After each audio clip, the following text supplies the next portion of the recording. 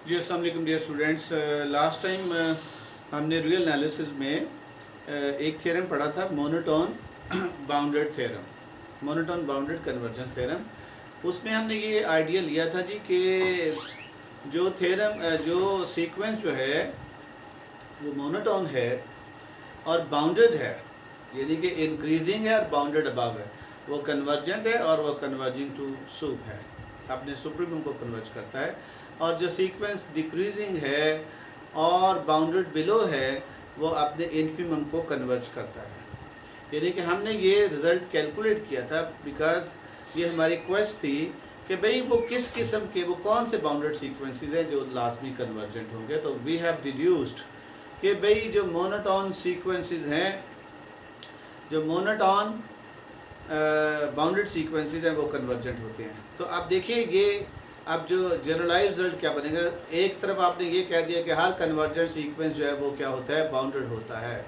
और दूसरी तरफ आपने कहा कि वो जो बाउंडेड सीक्वेंस है वो क्या होगा, अगर मोनोटोन हो तो वो कन्वर्जेंट होगा। तो यू हैव अ थ्योरम। यहाँ से आप जो जनरलाइज रिजल्ट हमारे पास ये बना कि जी a monotone sequence of real numbers is convergent if and only if it is bounded। ये दोनों तो a monotone sequence of real numbers, तो इसको आप कह सकते हैं monotone convergence theorem for sequences। A monotone sequence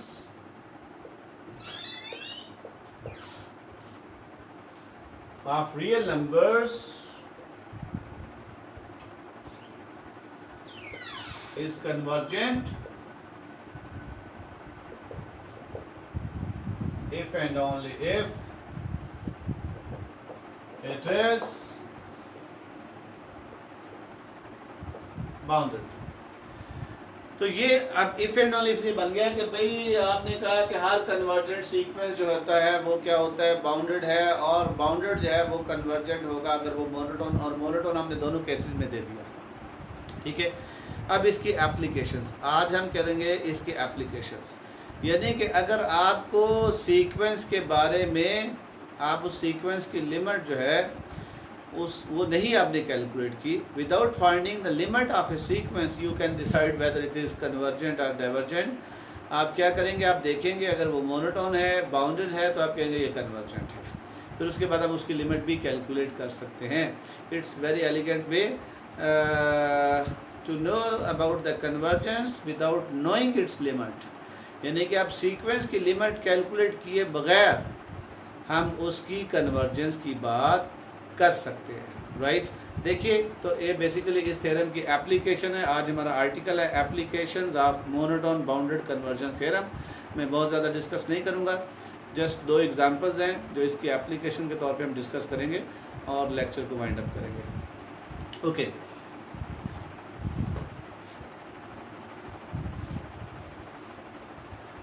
अच्छा जी, फर्स्ट एग्जांपल जो है बड़ी पॉपुलर है। आपको पता है कि अगर आप ये limit n tends to infinity 1 + 1/n is equal to e होता है। ठीक है जी, इसको ऑयलर नंबर भी कहते हैं। क्या कहते हैं? Euler number. e क्या है? e है ऑयलर नंबर।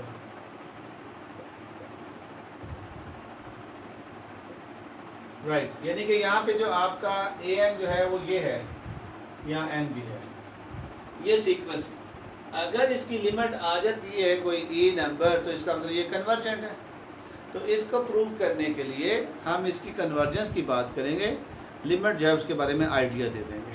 ठीक है, तो वो लोगों ने और अंदाज से कैलकुलेट की हुई है, लेकिन हम इसकी कन्वर्जेंस की गारंटी देंगे with the help of monotone bounded convergence theorem. Let's see how you prove this. और आप इसको ले टेक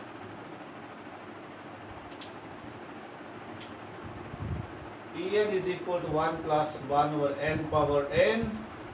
अब ये हमने एज ए सीक्वेंस ले लिया, E1 E2 E3 so on, ये टर्म्स चलती रहेंगी।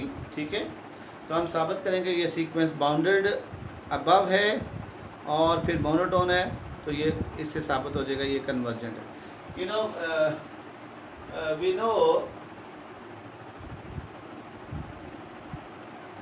कि 1 प्लस ये बर्नौली इनक्वालिटी क्या थी, 1 plus P power n is greater than equal to 1 plus N B, right, greater than equal to भी था तो 1 प्लस एन पी, और यहाँ p जो है वो ग्रेटर देन -1 था, p नॉट इक्वल 0 था, और p बिलोंग टू r था, p belong to real numbers था, और n जो है वो ग्रेटर देन इक्वल टू है, n जो है वो ग्रेटर देन इक्वल टू 2 है। तो ये दर जो है by Bernoulli inequality it is true. अगर p को आप -1 और n स्केयर लो, अब यहाँ पे p को क्या करे -1 और n स्केयर, ये सब्स्टिट्यूट करेगा तो ये क्या बनेगा 1 - 1 over n square power n greater then 1, या 1 ओवर n स्केयर, तो एक n कट गया तो 1 ओवर n रह गया। इसको फैक्टराइज कर लें तो 1 - 1 over n power n, 1 plus 1 over n power n is greater then 1 - 1 over n। यहाँ पे पहुँच गए। फिर क्या करेंगे आप, फिर यहाँ से आप जो है ये भी 1 - 1 ओवर n है, ये भी 1 माइनस, इसको उठा के उधर ले जाओ, क्या बनेगा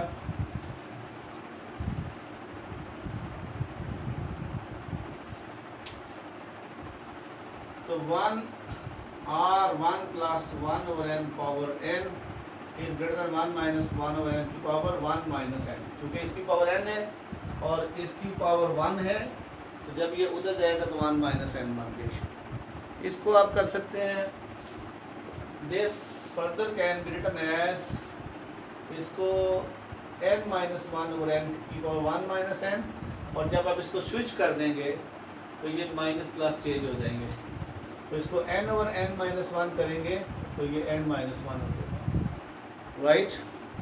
और इसको आप लिख सकते हैं further, this is 1 minus 1 over n minus 1 power n minus 1, right जी। यहाँ तक आप लिख सकते हैं। दैट इज, आपने क्या प्रूव कर दिया,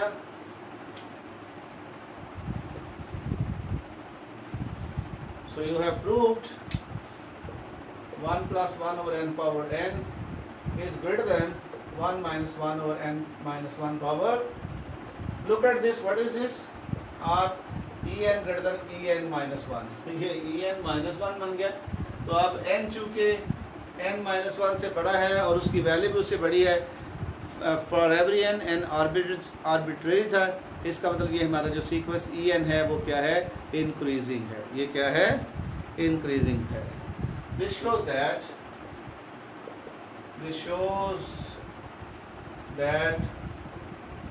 en इज इंक्रीजिंग। आप इसको क्या करें जी, अब हम इसको बाउंडेड प्रूव करते हैं, तो उसके लिए भी आइडिया देखिए क्या है। तो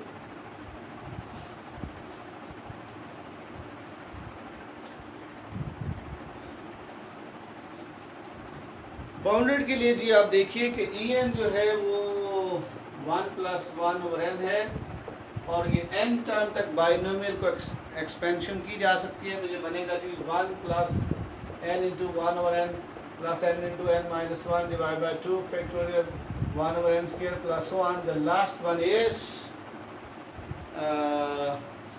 1 ओवर n पावर n।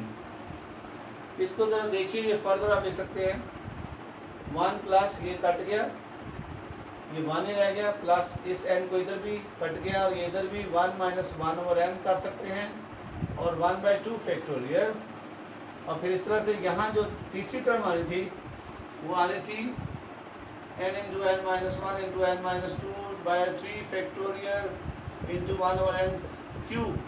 तो ये n क्यूब इससे कट गया, इस पे भी गया, इस पे जाएगा तो 1 माइनस 1 ओवर n, इसमें जाएगा तो 1 माइनस 2 बाई n, और एक n जो इससे कट गया तो ये नीचे साथ लगा 1 ओवर 3 फैक्टोरियल। तो next term is 1 over 3 factorial 1 minus 1 over n 1 minus 2 by n and plus 1, the last is 1 over n factorial. ठीक है जी। तो जो लास्ट हमारे पास बचेगा वो है जी 1 ओवर एन फैक्टोरियल। इस तरह से, यानी कि ये भी आप देखें, यहाँ भी आना है 1/n पावर n, और जो दूसरे वाला करेंगे तो ये 1/n फैक्टोरियल पे पहुँच जाएंगे। ठीक है जी, यू सी लाइक दिस। अच्छा, फिर क्या होगा जी?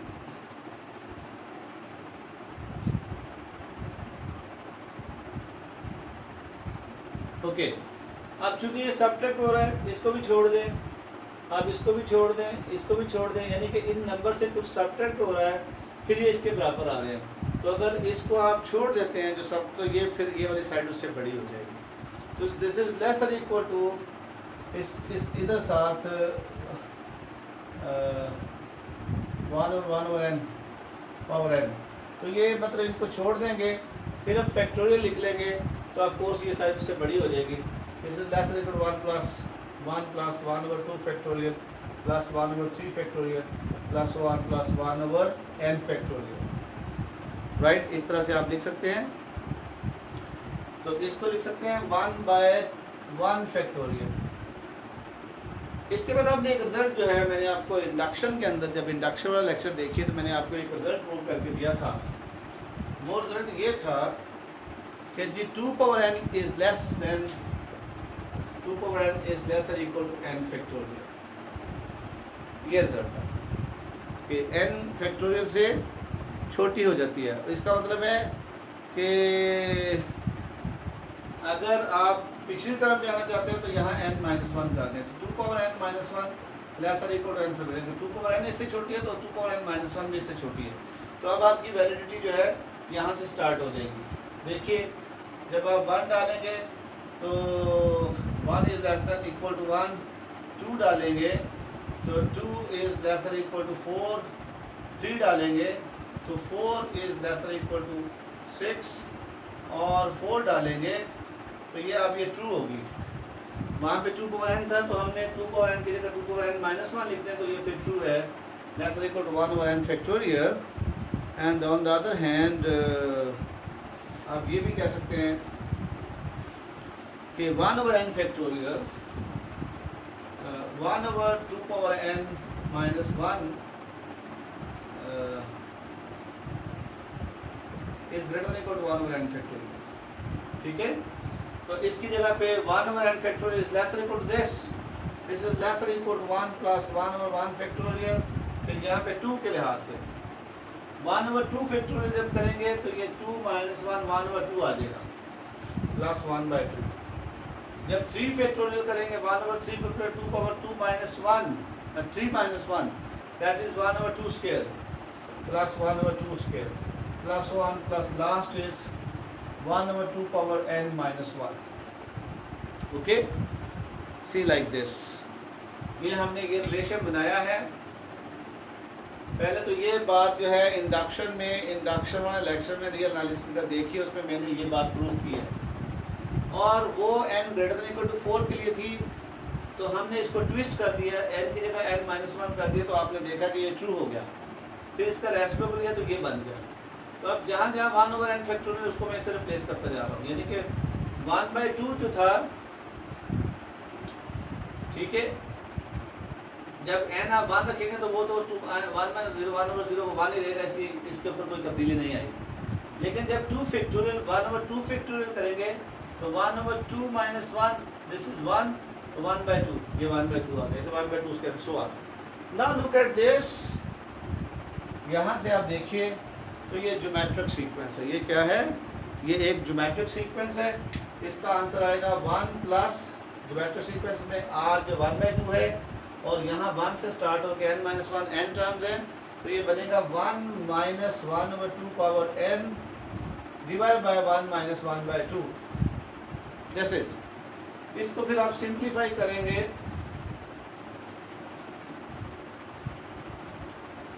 इसको जब सिंप्लीफाई करेंगे तो ये क्या बनेगा? This is 1 plus 1 - 2 -n over 1/2। ठीक है जी, ये आ गया। अब फिर आप देखिए कि ये कोई पावर सब्ट्रैक्ट हो रही है, जैसे में r आप कह सकते थे इधर आपने क्या कहा था, e n is less than, यहाँ पे आ चुके, ठीक है। तो लेसर इक्वल टू, अब इसको मजीद छोड़ देंगे तो फिर लेस देन हो जाएगा, this must be less than 1 plus 1 और 1/2 विच इज़ 2 को ऊपर ले जाएं तो 1 प्लस 2 विच इज इक्वल 3, और e n is less than 3 for all n. What does it mean that En is bounded above and 3 is the upper bound? 3 is the upper bound. Also, आप देखिए En था 1 plus 1 और n power n, तो E1 भी देखेंगे तो E1 क्या आएगा, 1 plus 1, 1 plus 1, this is 2, this is 2. Hence 2 is less than En is less than 3. ये है जी सारे का सारा En. तो En जो है वो आपका इन्हीं के दरमियान रहता है, वो ग्रेटर देन इक्वल 2 है, लेस देन 3 है, सो En is bounded. En is bounded. Now you know En is bounded above by 3 and En is increasing, hence by monotone convergence theorem it is convergent. Monotone bounded theorem it is convergent. Right ji?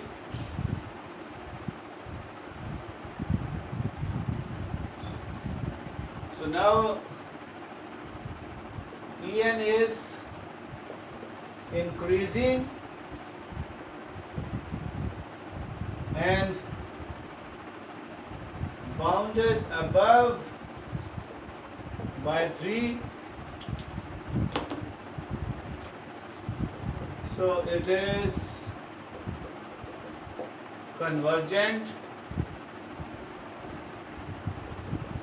by monotone bounded convergence theorem. आप पूरा लिखिएगा। नहीं जी, हमने साबित कर दिया कि हमारा जो सीक्वेंस था और जो इसकी लिमिट ई कैलकुलेट करते हैं तो वो लोग इसके ऊपर काम किया हुआ है, वो एक अलग से एक्सप्लेनेशन है। आप किसी भी किताब से, अच्छी किताब से देखिए तो आपको ये भी मिल जाएगा।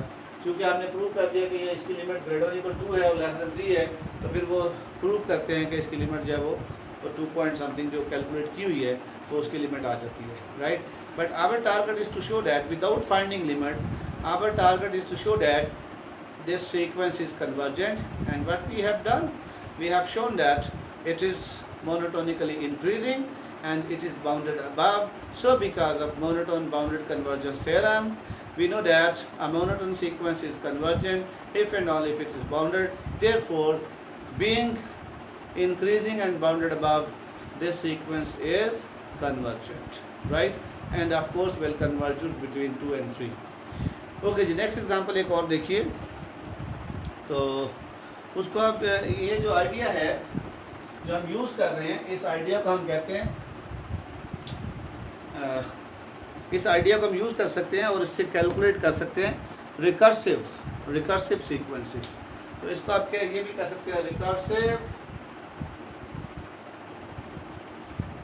और इंडक्टिव स्टेप। देखिए ये क्या है, रिकर्सिव और inductive steps to find limits, to find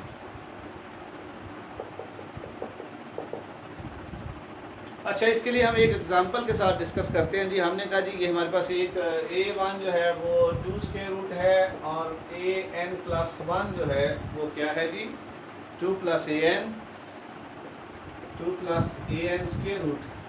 तो आप बताइए ये जो सीक्वेंस है जिसकी ये रिकर्सिव मतलब ये है कि n+1 term with the help of last term you can calculate, क्योंकि a1 2 स्क्वायर रूट है, अगर a2 में यहाँ से कैलकुलेट करूँ, n1 डालूँ तो ये हो जाएगा 2 + a1 स्क्वायर रूट और a1 की वैल्यू यहाँ डालूँ तो ये हो जाएगा 2 + 2 square root, this is a2। इस तरह से मैं a3 डालूँगा तो हो जाएगा 2 + 2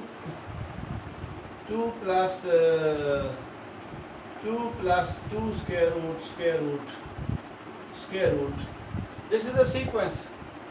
ये एक सीक्वेंस चल पड़ा है।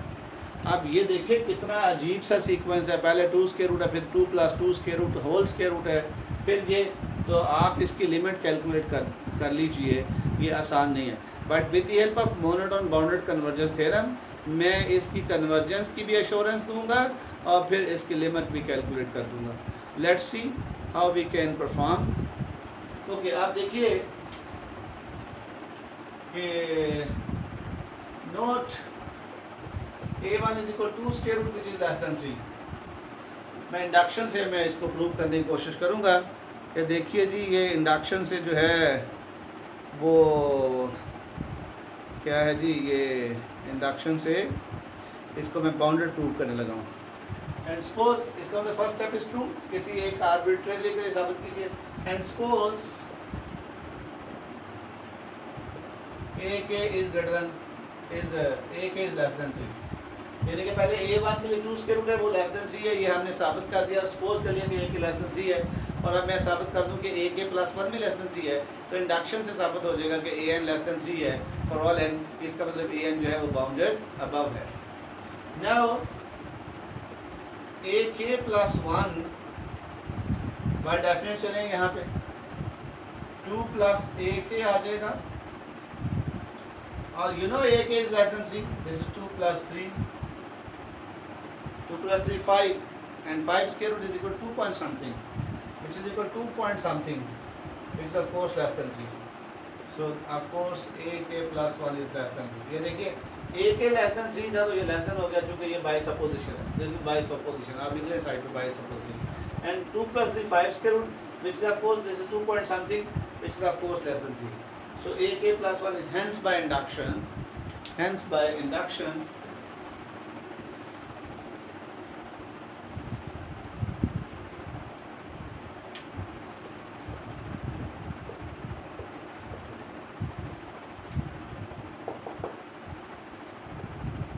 is less than 3 for all n. That is, an is bounded above by 3। आप इसको बाउंडेड अबव प्रूव किए तो अब आप इसको प्रूव करेंगे ये क्या है, इंक्रीजिंग है, तो वो भी हम साबित कर सकते हैं कि बड़े पे वैल्यू बड़ी आएगी। Let's see how you can prove. Now a1 क्या है जी, वो 2 स्क्वायर रूट है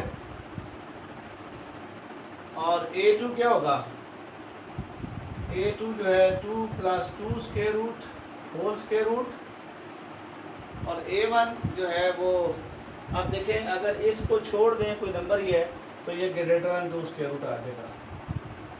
this is a1, this imply a2 is greater then a1।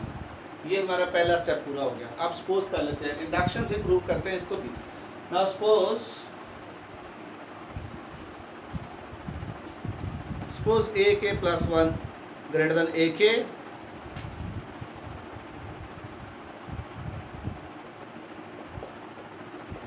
और अगर हम साबित कर दें कि a k plus 2 greater than a k plus 1 है तो इसका मतलब इंडक्शन से ये प्रूव हो गया।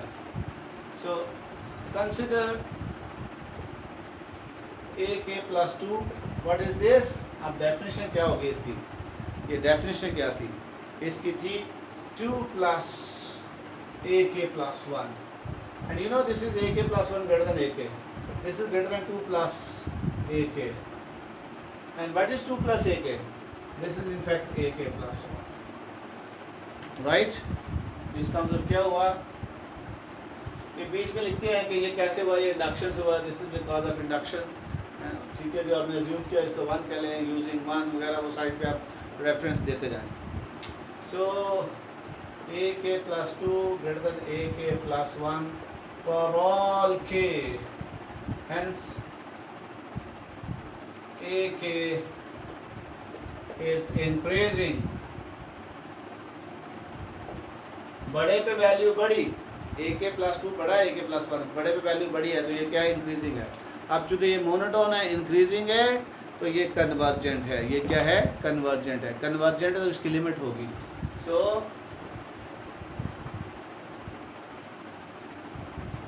hence by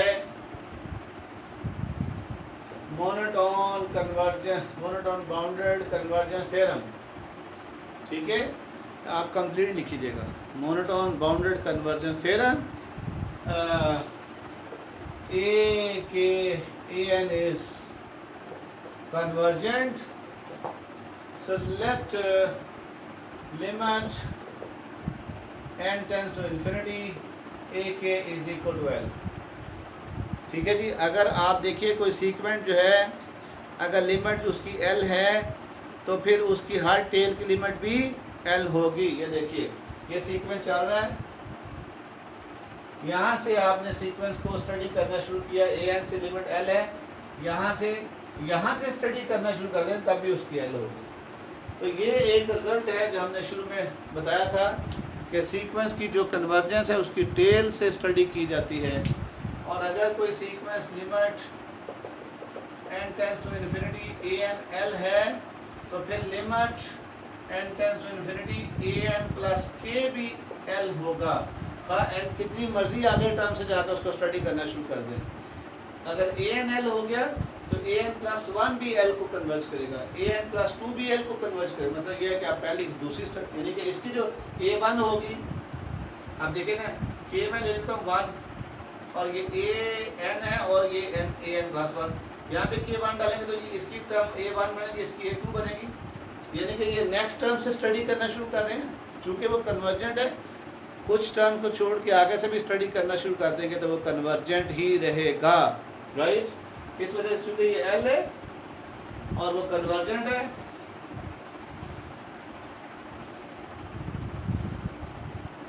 then limit n tends to infinity an plus 1 is also is equal to l। तो अब क्या होगा, अब आप इसका मतलब ये है, but then limit of n tends to infinity an plus 1 is equal to limit of n tends to infinity क्या था जी 2 plus an। ओके, क्योंकि आपके पास ये थी an प्लस 1 थी 2 प्लस an स्क्वायर रूट, इधर भी लिमिट अप्लाई कर दी, इधर भी लिमिट अप्लाई कर दी, और ये लिमिट भी l है, दिस इज l, और ये लिमिट भी l है, तो ये 2 प्लस l। इसका जब कैलकुलेट करेंगे तो l square is equal to 2 minus l। इसको आप सिंप्लीफाई कीजिए,